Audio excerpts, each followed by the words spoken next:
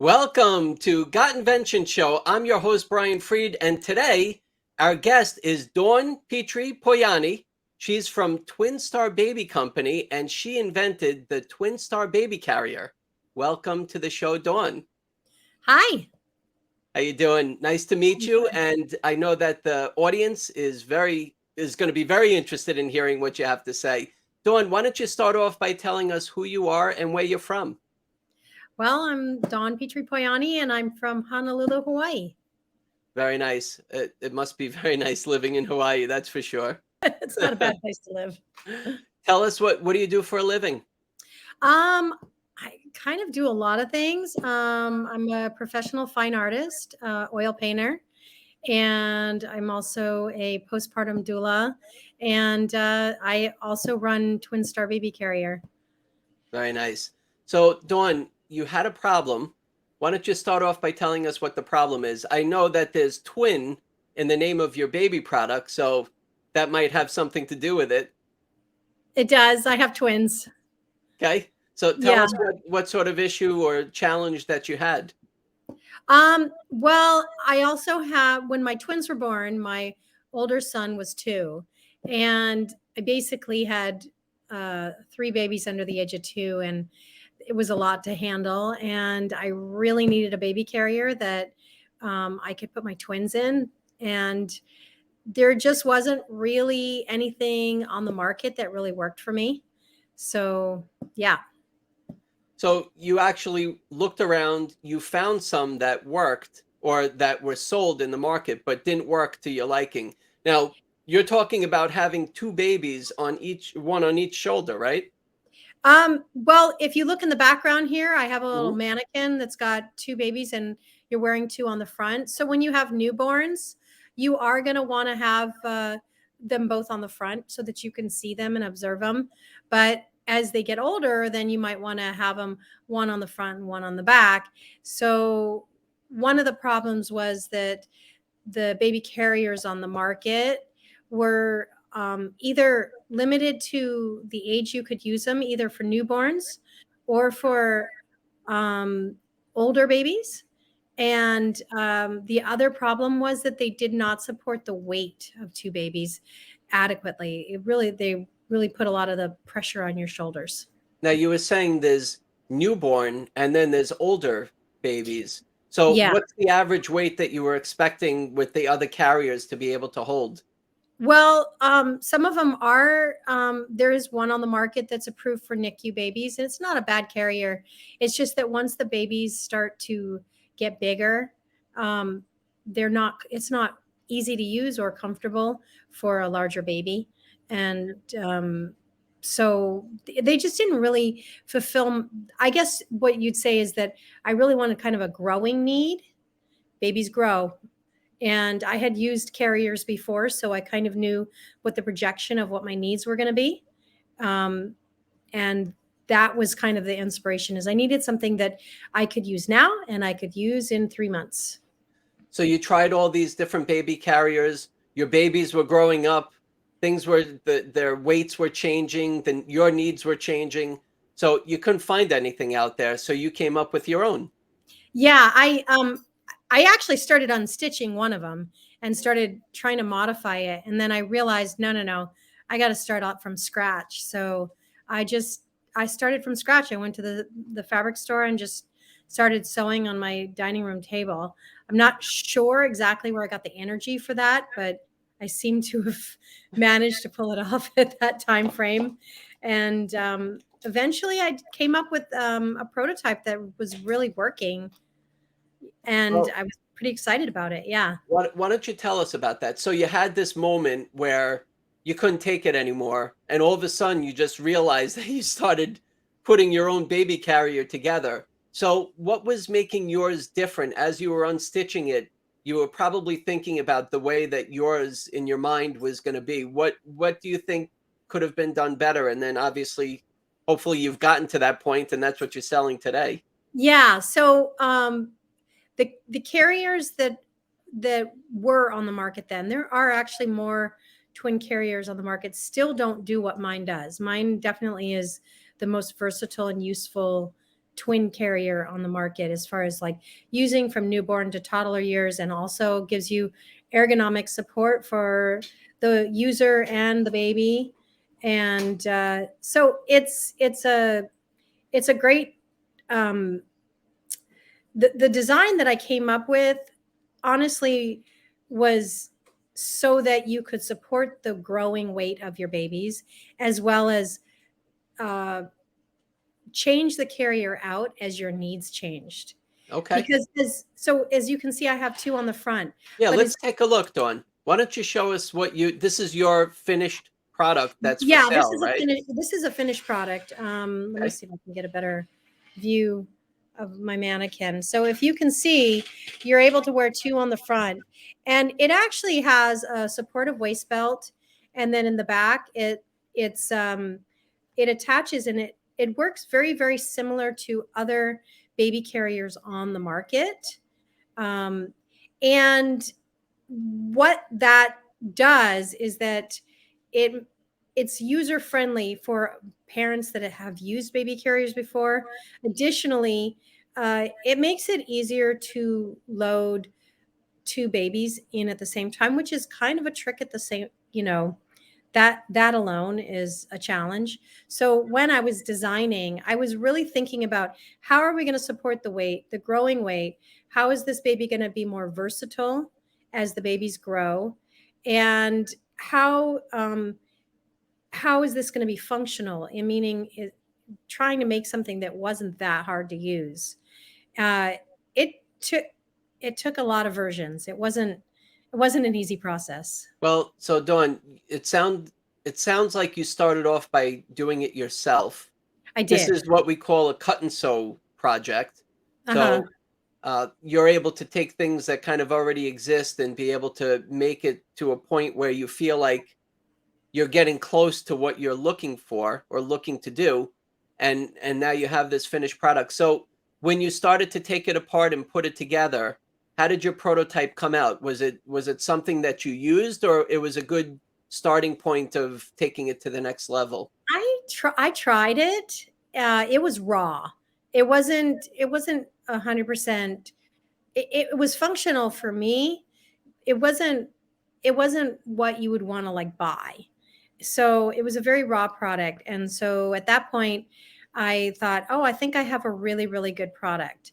And I don't know why in my mind I thought, okay, I have to patent this thing. Um, and maybe it was because I did get some advice. Oh, if you have a good idea, you should patent it.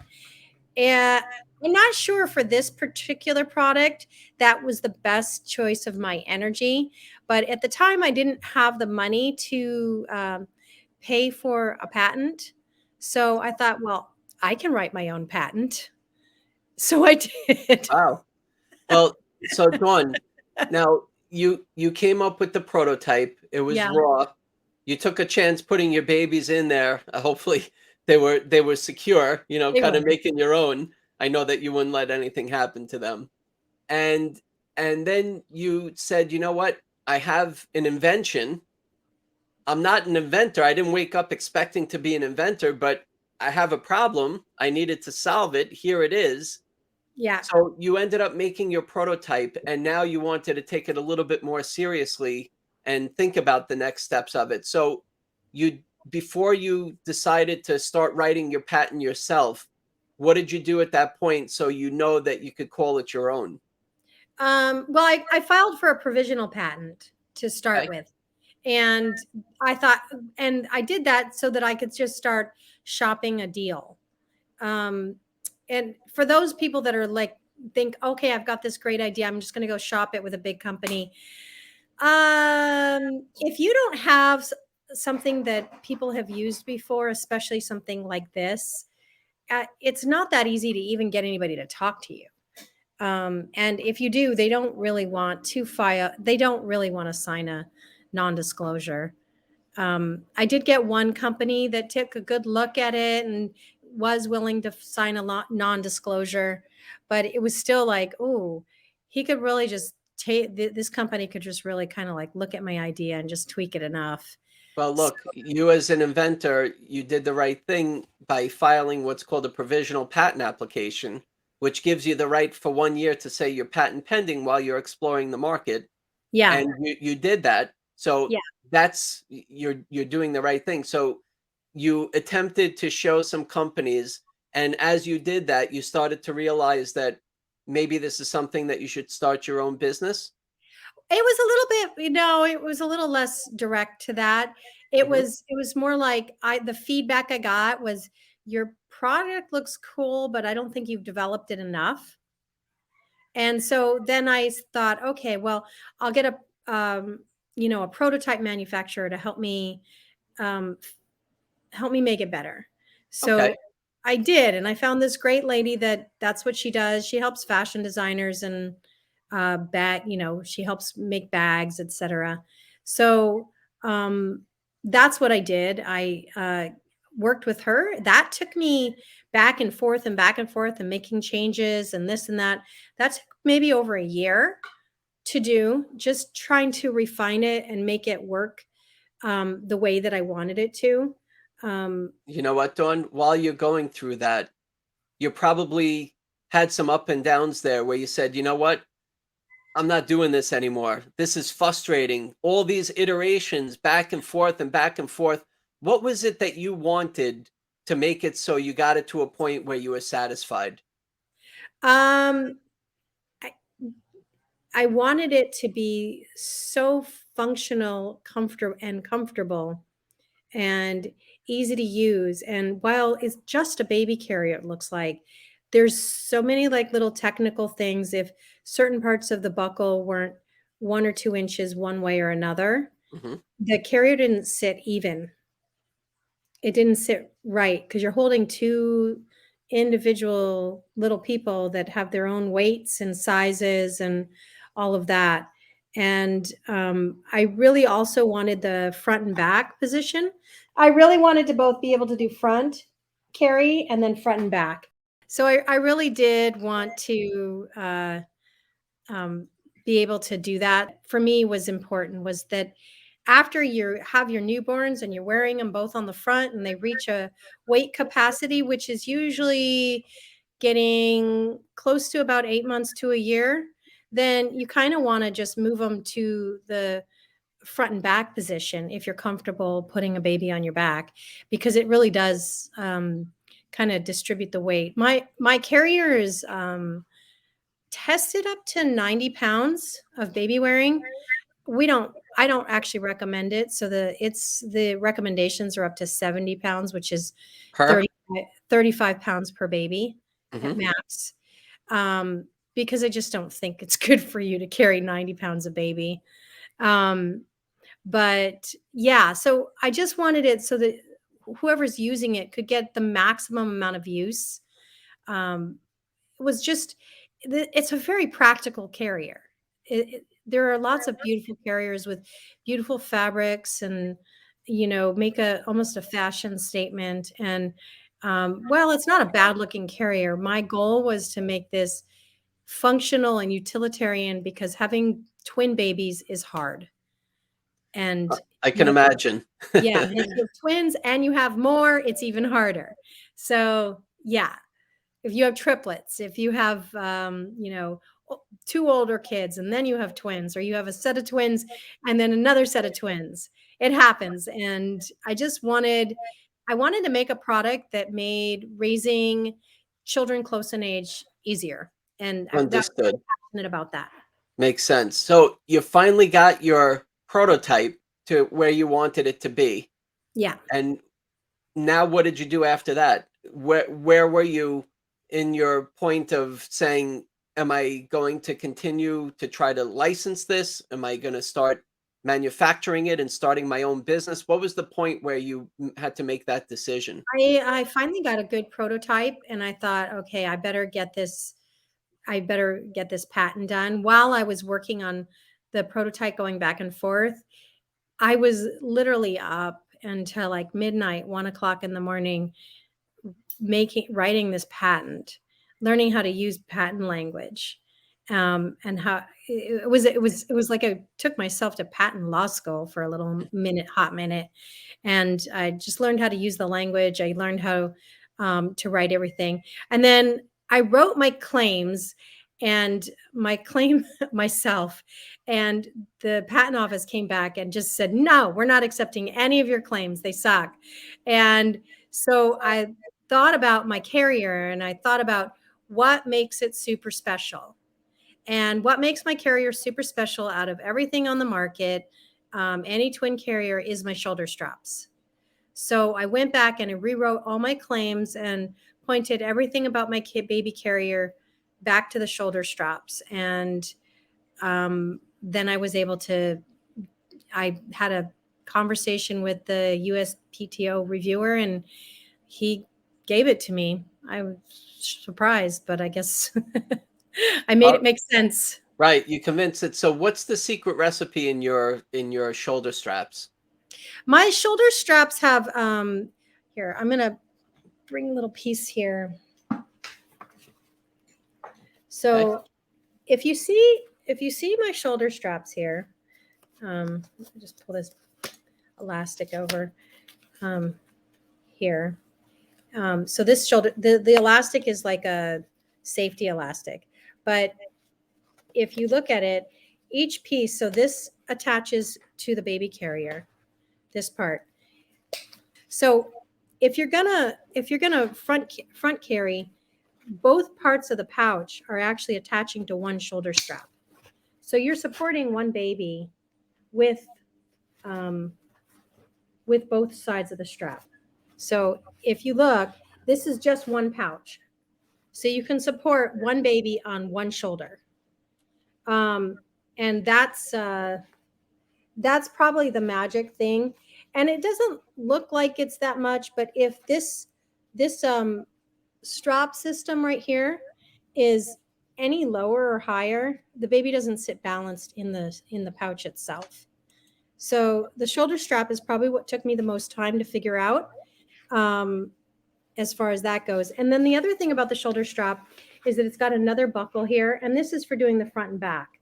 So you can use it either with the front carry and attach one pouch to one shoulder strap, or you split the shoulder straps up and you put one strap on each part of the pouch. And so just the front part of the buckle will attach to the pouch, and then the same thing on this side. And then this becomes very similar to any traditional buckle carrier on the market. Wow. And then, yeah. It looks like you really put your thought and time, and it looks like a solid baby carrier. It's really sturdy. It does look made, it. yeah, it's made to carry a lot of weight. And then the other thing is that it's got a very substantial waist belt, supportive waist belt. So the key about my carrier that is different from other carriers that can carry babies on the front is that it really does distribute the weight really well for front carrying. You can wear two babies for a long period of time without getting a lot of shoulder and back fatigue. Very interesting. So Dawn, you've gone through all the iterations. You got it to a point where you want to really start to get it out there. So what did you do next? So you're manufacturing it. So how did you end up finding a manufacturer to get it to? I still haven't fully resolved my manufacturing challenges. I have gone through many manufacturers, and it took me a long road of manufacturers to actually get on one that I was actually be able to produce a volume of them. You ended up finding a manufacturer overseas. You got your point. You got your price to where you're okay right now. It sounds like you're looking to get a better price. I am. So talk to us about that experience quickly of just you found a factory, you came up with a name, you have a logo. I had a look by that time. By the time I got my patent, I had also came up with my logo and my name and filed for, registered my name and Trademark. I got it. Well, I just recently got my trademark. I took me a little while to feel that it was an important factor, but then I thought, well, I better secure this idea if I ever want to sell my company. Uh, so I did just recently get my trademark, but I did have my logo. I was able to get TwinStarBaby.com, which felt really fortunate because there are other TwinStar babies out there that make other things besides baby carriers. So I just started, a lot of late nights, a lot of hard work, because while I was doing this, I also had very small children. And so I was working really hard at night when my kids were sleeping. And so I was ready to go to market. I found a really nice manufacturer in Vietnam via this very nice gentleman that I just happened to get on the phone that had some Vietnam connections with manufacturing bags. And so he hooked me up with this manufacturer, no cost. He didn't even charge me anything. And they were engaging with me, and then they were like, you're just not going to order enough volume for us. We're going to pass you along. So then they passed me along to another manufacturer, and then another manufacturer sent me some very nice prototypes, samples. And then they were like, they came back, oh, well, you have to order a minimum of 1,000. And I was like, oh, I don't want 1,000 pieces if I don't even know if I have a market yet. So then they passed me on to a friend of theirs that was willing to do a very large sample run, basically. So I did a very large sample run, and I started selling, and just it was good. I launched during COVID 2 years ago, and I did a very soft launch because I was terrified about just how does my product look when it gets to the person? Like just getting all those little details of tagging and Yep. packaging and all the, and of course you have to send any baby product, you have to send it for testing, and it's got to pass testing. So once I got product, I had to go get it tested. And Dawn, where do you sell it today? I sell it online at TwinStarBaby.com. Okay. Yeah. Any place else, or that's your focus is directly from your website? There isn't a really giant brick and mortar market for twin products. And fortunately for me, marketing twin products is an easy target, meaning if you let people know you're there, they're going to look for you because there is no other place to find them except for on the web. Good. Yeah. And Dawn, how are people finding you? Mostly through Instagram. Okay. Yeah, Instagram and Facebook. Look, Dawn, look at what you've done. You didn't expect to be selling twin baby products and baby carriers, and congratulations. You have a product and an idea that you ended up going through all that up and down until you got it to a point, and now look at how proud you have a finished product that people are buying and using for the same reason that you came up with. Congratulations. Yeah, I get a lot of great reviews, and I get emails from people that how much they love my product. And what's great about moms is that they love to share these great products that they get. So I get these mom bloggers that will buy my product that have twins, and they'll just shout at the rooftops on, I just got this new carrier, I love it. Yeah, That's it's great. great. Dawn, there are inventors, then they might not even be inventors, people who are interested in learning and hearing about an inventor, somebody that came up with an idea like yourself, or they might be an inventor and they're stuck or they're working on their invention right now. Give us some words of wisdom, because you've been there. You have a fully issued patent, you have a trademark, you've gone through prototyping to get to the finished product, and now you're selling it today. What are some final words of wisdom that you could give to the audience today?